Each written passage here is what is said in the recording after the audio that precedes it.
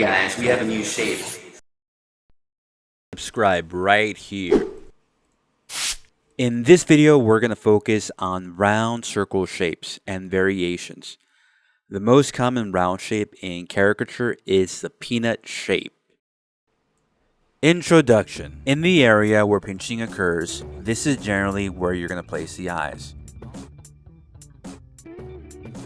Also, I have a peanut so you can see the shape association. And this is what a skull would look like with a peanut head shape.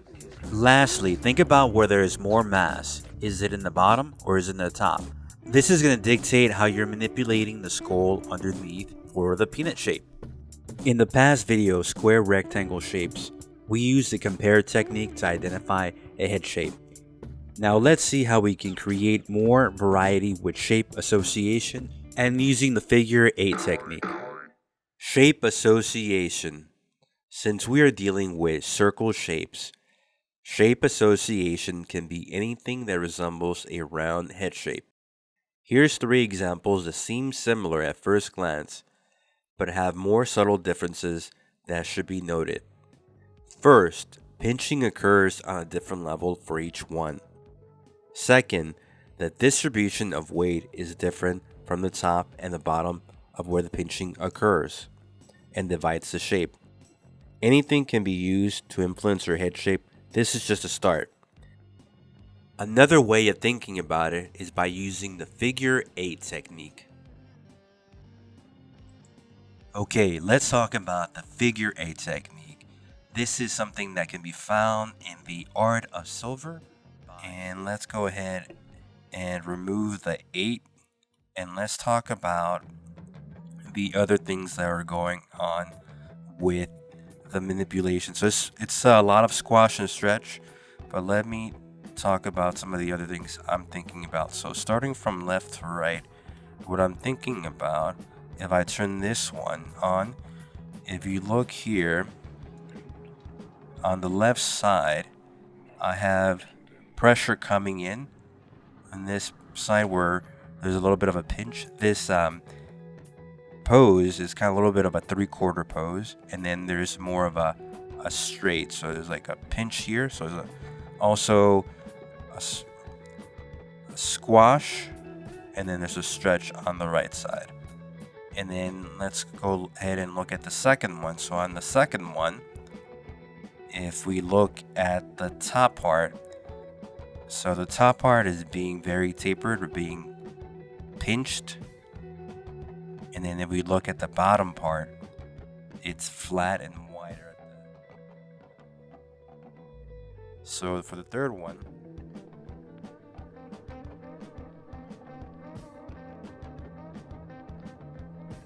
so you see here, that 8 is really stretched on the vertical side, like the up and down.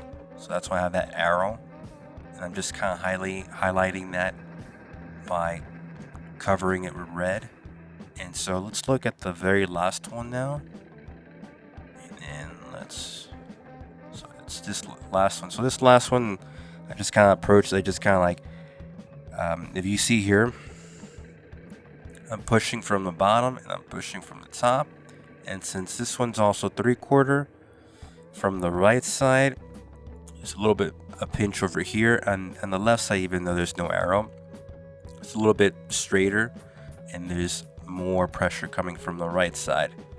So that's how I kind of think about things, and that's going along with also the figure 8 technique. And let's go over one more thing after that.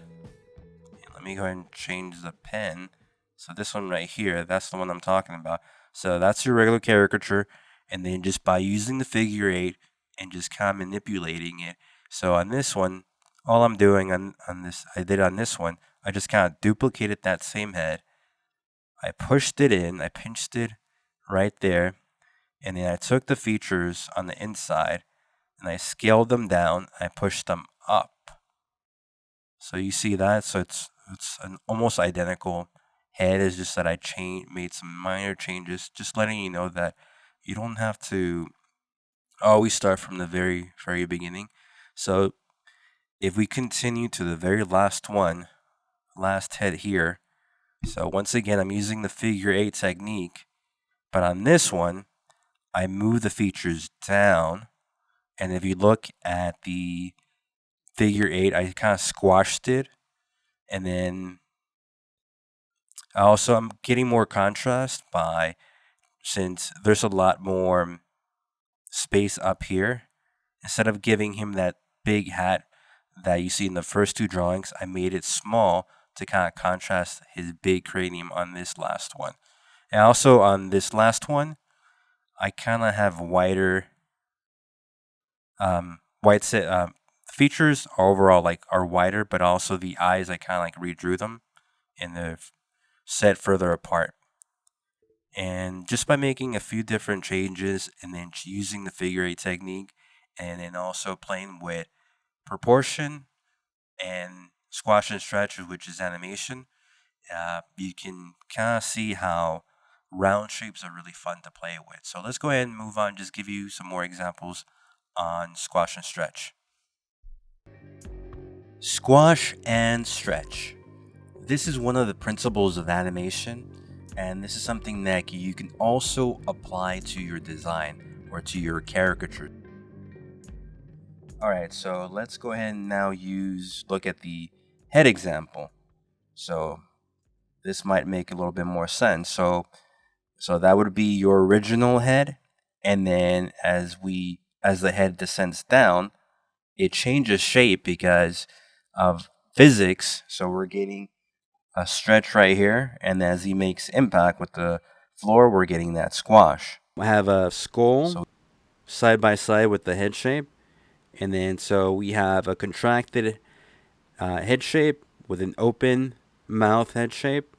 So if you see here, what's happening is that the jaw is opening, and that's what is affecting the head shape. You can also say the expression, and also look at how the features on the inside of the head shape are expanding and contracting.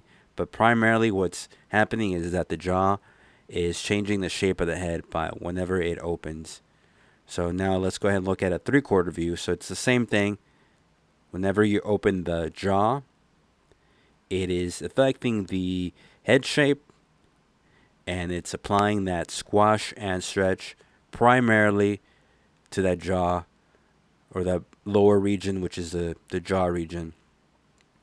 And this is something that you want to focus on, and everything can also be stretched, and this is something that's easy to get away with in cartoons. And I also stretch part of the top, but I can't focus more my energy on the bottom region to make sure that you're seeing that stretch is happening because of the opening of the jaw. And then the very last one is just kind of like this very cartoony, squishy sort of effect. So just by changing the expression and by opening and closing the jaw region, you can really have an impact or influence on that head shape. Okay, let's move on. Proportions. How the features relate to one another based on size, distance, and angle.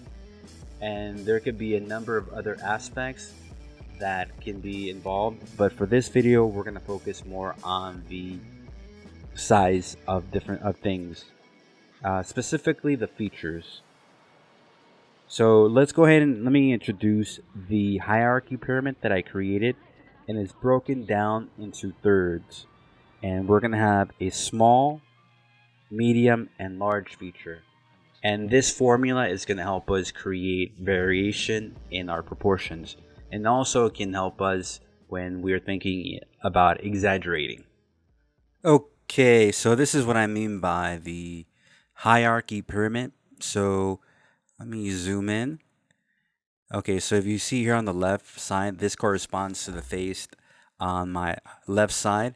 So starting with the eyes, the largest feature are the eyes. And then the medium feature is the nose. And then blue is the mouth. And you can see here I use color. So that's the biggest, medium, and small. Okay, so that's one formula. But you can move these features around in the pyramid based on your emphasis and the character that you have in front of you, or you could say you're the face that you're drawing. So let's go ahead and change the face. So for this one, this no longer applies because the eyes are no longer large. They would be small. So let me go ahead and see if I can pull this up. So now the focal point, or the largest feature, would be the nose. So this is actually now the focal point, the nose. And then everything else comes second. So the largest feature is the nose, the medium feature is the mouth. And you can also kind of include the beard or the mustache. And then the smallest feature are the eyes. Okay, so that's a second formula. And let me go ahead and turn this off, and let me go ahead and go over the last thing. And then on this one as well, you can say that the largest feature would actually maybe be like the mouth. The mustache kind of acts or behaves like the mouth. And then in second, so ignore what's on the right side. And then the second feature, the medium feature, would be the nose. And then the smallest feature would be the eyes. And specifically with men or adults that are male, that are a little bit older, usually the eyes are the feature that tends to be the smallest. Okay, so the one thing that I want to go over this one is that remember on past videos how beards tend to alter their shape, and on this one as well. So even though this tends to be more of a straight or like a rectangle sort of head shape, because of his beard, we're getting a little bit of a pear shape. If I go over this, you kind of have a pear shape right here. So take that in mind when you're designing or when you're pushing certain looks. Okay, so let's go ahead and move on. On the topic of round shapes, I wanted to bring up some examples of kids because they tend to have rounder shapes. So if you look right here in front of me, I have a few examples that I've done before. And then I just wanted to point out first, the right here where you see the break, that's usually where you typically will have the eyes sit. And that's something that could be broken, but this is a good starting point that I wanted to point out.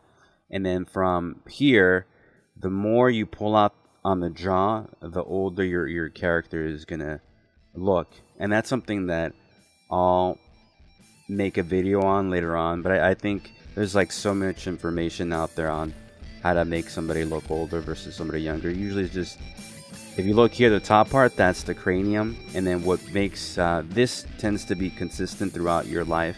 But what tends to mature is, or get bigger, is that jaw part. So everything below the eyes.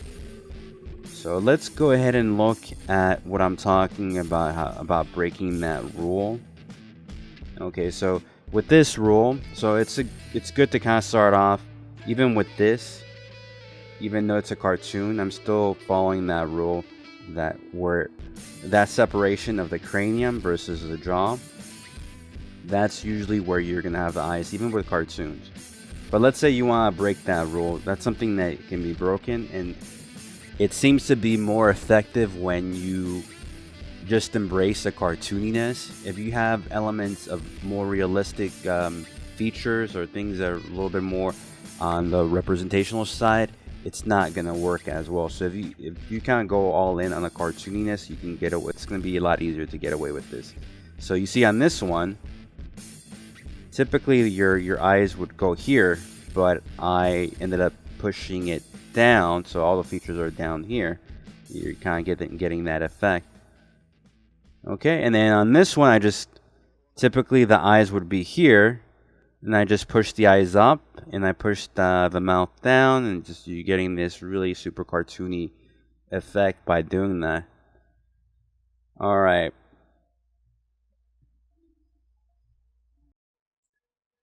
Straight versus curve, a concept that was made popular by Bruce Timm You guys remember Batman, the animated series back in the 90s? So if you look at that Batman designed by Bruce Timm, it's much different than the Batman that you see in the comic book. In the comic book, you're going to see a lot more cross hatching. In the Bruce Timm Batman, you have this concept that's called straight versus curve.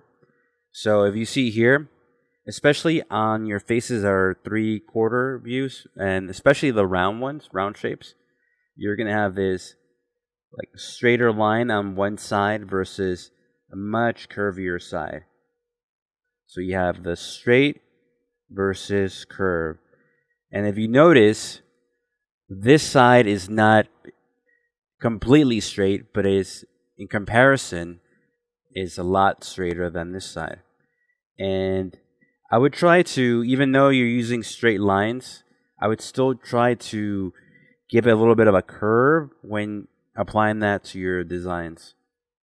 Okay, and then another thing, since we're dealing with round shapes, we're mostly drawing heavier set faces, but that doesn't always have to be the case. So if we jump over here really quick, if we take a look at this face, so this face is not a heavier set face, but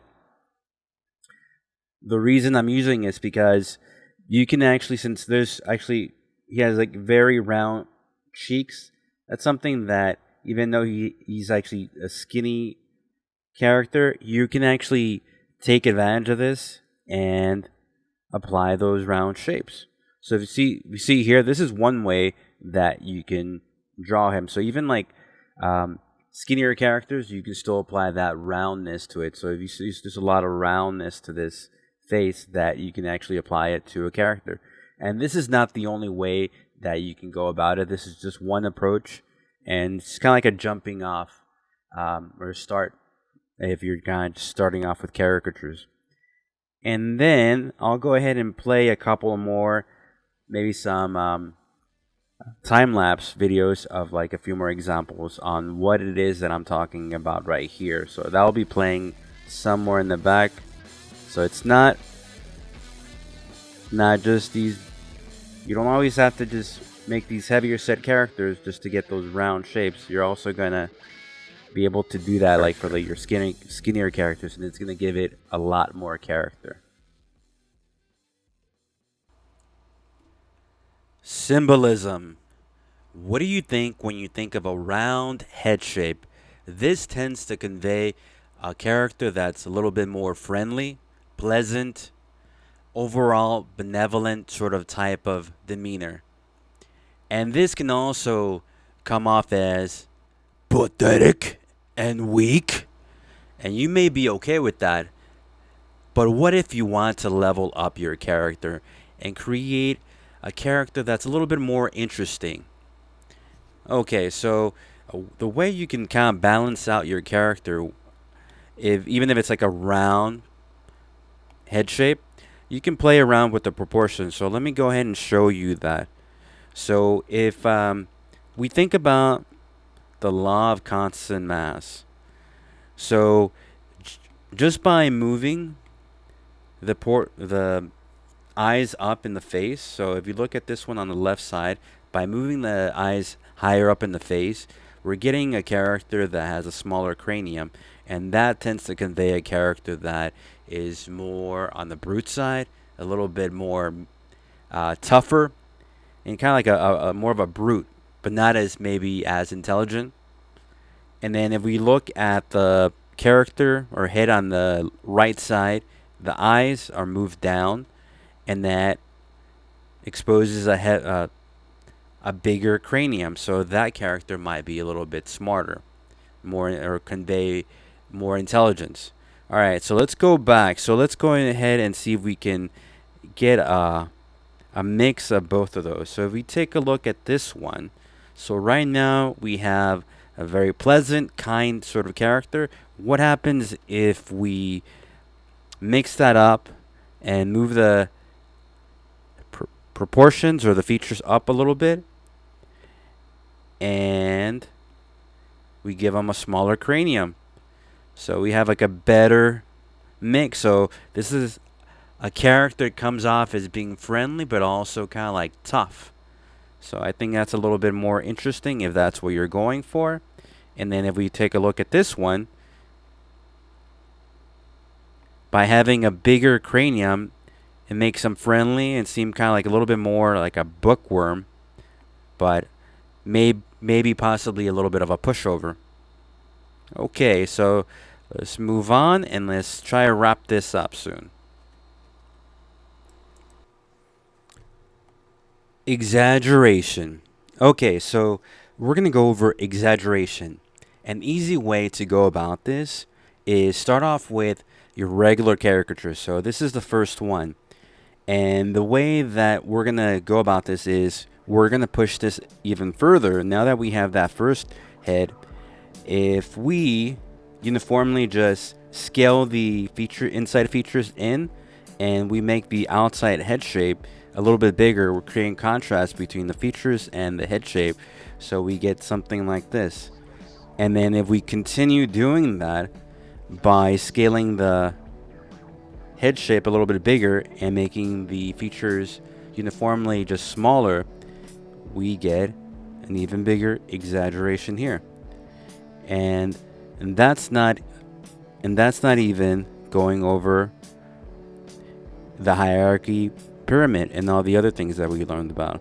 So on this one is going to be, it's going to start off like this, and then we're going to do a little bit more aside from just making the head shape a little bit bigger. We're also going to be changing the size of the features. So if you remember the hierarchy pyramid with the large, medium, and small, so the next step would be something like this. So the eyes are the biggest, and then the medium feature is the nose, and then the mouth is the smallest. And we can push that even further, and we can also actually push the features down. And if you notice, we also kind of messed around with the head shape, made it a little bit bigger, and we squashed it.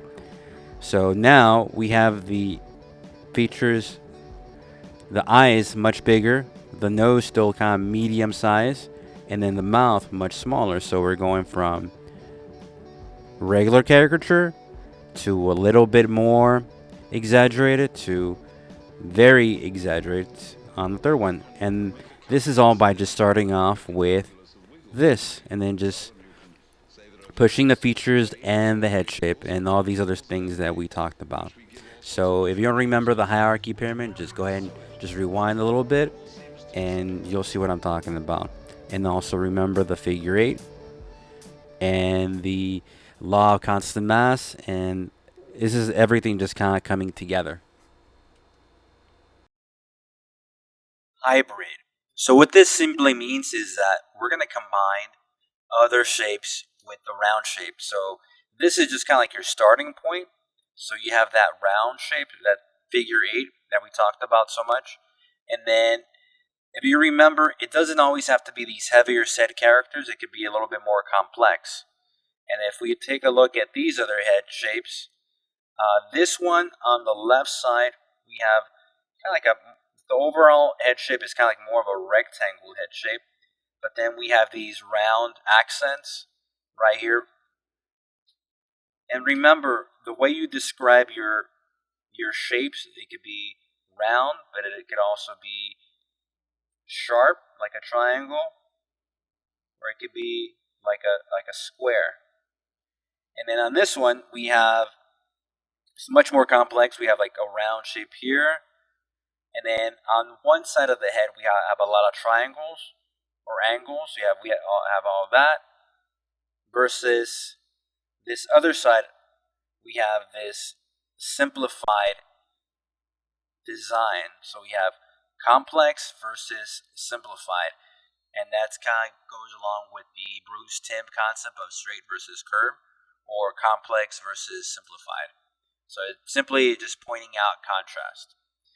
So that's the end of the video. I hope you guys enjoyed. I know this one went over a little bit longer than usual, but just want to cover more things that I usually don't cover in the other videos. Alright guys, have fun. Take care. Ready, lock, load, and ready to roll while others are ready to fold. I'm here to pilot the soul, now it's taking a toll on these benevolent souls. Are you only here, troll? The only elegant alchemist ready to